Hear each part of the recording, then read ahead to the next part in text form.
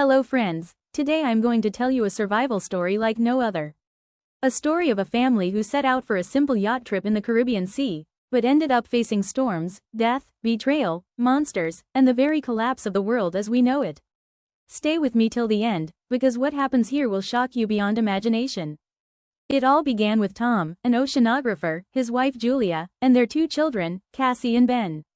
They had decided to embark on a yacht trip, sailing calmly across the bright blue waters of the Caribbean. While Tom and his son Ben focused on fishing, Cassie kept her eyes glued to her gadget. Julia, carefree and smiling, decided to take a swim. But as she glided across the calm surface of the sea, an unsettling feeling began to creep over her. Something wasn't right. Though the waters looked peaceful, Julia felt as if something enormous, something menacing, was lurking below. At that very moment, the yacht's instruments began to malfunction. Strange readings flashed on the screens, but Tom, preoccupied with his fishing, dismissed them. Julia's unease quickly turned into panic as she struggled in the water. She screamed desperately for help, but her family, distracted, didn't hear her at first. The current dragged her further and further from the yacht. Finally, her cries reached Tom. He immediately sprang into action, steering the yacht closer, diving into the waves, and pulling her out. Together, with Cassie and Ben's help, they revived Julia on board. But Tom was furious. He reminded Julia of his strict rule: never swim without telling someone. Julia, shaken and gasping for breath, apologized. The family tried to move past the scare, focusing on a happier event. Ben's 13th birthday. The family gathered around a cake as Tom lit the candles. They sang, congratulated Ben, and gave him gifts. Cassie even captured the moment in a cheerful group photo. But just as laughter filled the yacht, Cassie received a call from her boyfriend. He mentioned a swim they had planned, but suddenly, through the phone, the sound of a violent storm erupted in the background.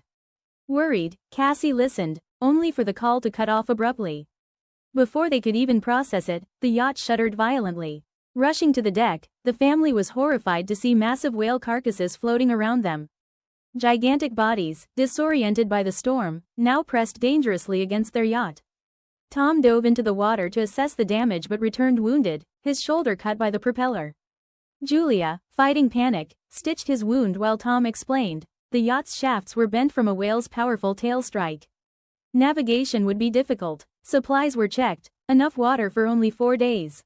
The radio was silent, yet Tom tried to reassure his family. They were on a shipping route, and rescue was possible. But that night, rescue was the least of their worries. The family stepped onto the deck as a strange sound filled the air. Above them, glowing objects descended from the sky, falling faster and faster. Tom quickly realized they were satellites, crashing back to Earth. He started the yacht's engine, maneuvering desperately to avoid the falling debris.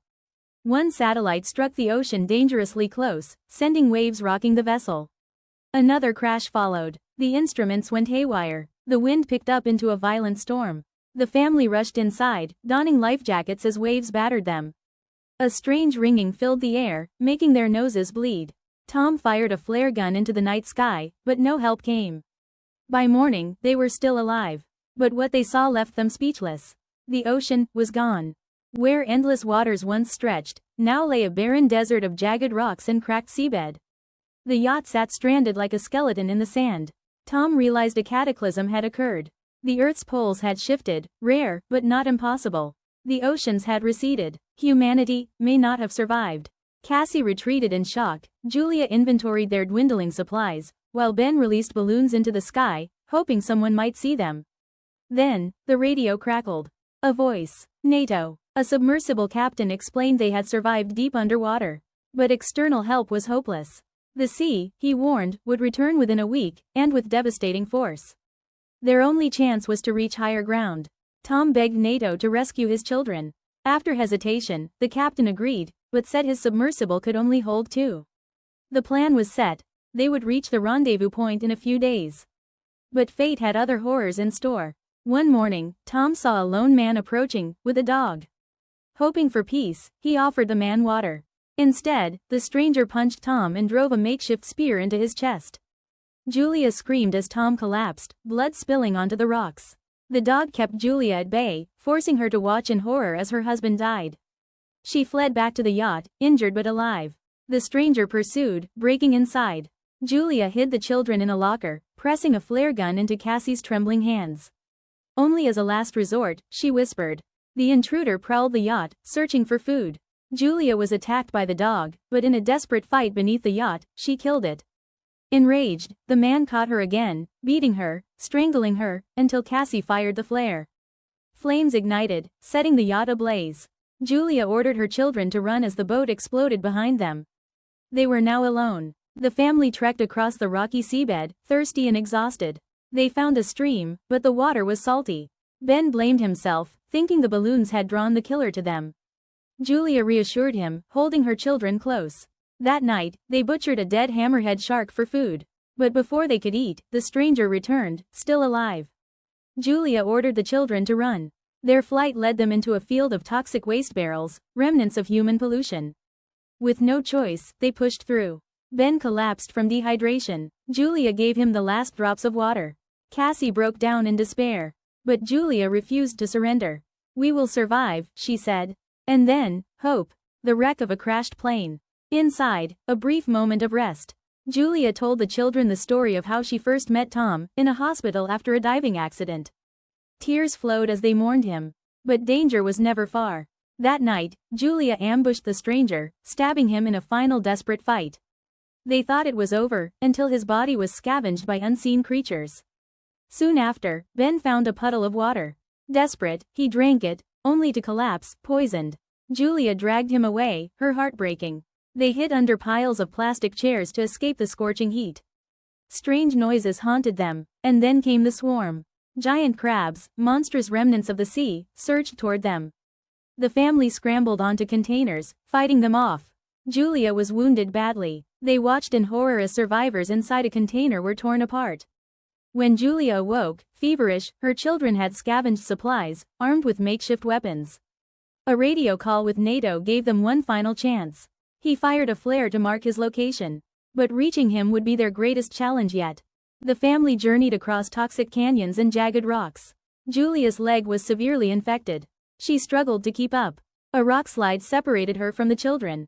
Pleading, she told Cassie, "Take your brother. Save him." Cassie, heartbroken, obeyed. They reached the submersible, only to find NATO gravely wounded. He ordered them aboard, sacrificing himself. Cassie refused to leave without her mother. Meanwhile, Julia fought the crabs with the last of her bullets. Cassie returned, climbing the rocks to pull her mother up. Together, they reached the submersible as NATO was overwhelmed. And then, the sea returned. A massive wave crashed down, dragging the submersible across rocks, slamming it into ruins. When Julia awoke, she and her children emerged from the submersible into silence. Around them stretched not the ocean, but a ruined city, flooded with debris and broken buildings. The world they had known was gone. But they were alive, and as Julia held her children close, one thought echoed in her mind. They had survived, but at what cost? And that, my friends, is the terrifying journey of Tom, Julia, Cassie, and Ben. A story of survival, love, and the brutal cost of human endurance. What would you have done if the ocean itself disappeared beneath you? Let me know in the comments. And if you want more stories like this, don't forget to like, share, and subscribe. Thanks for watching.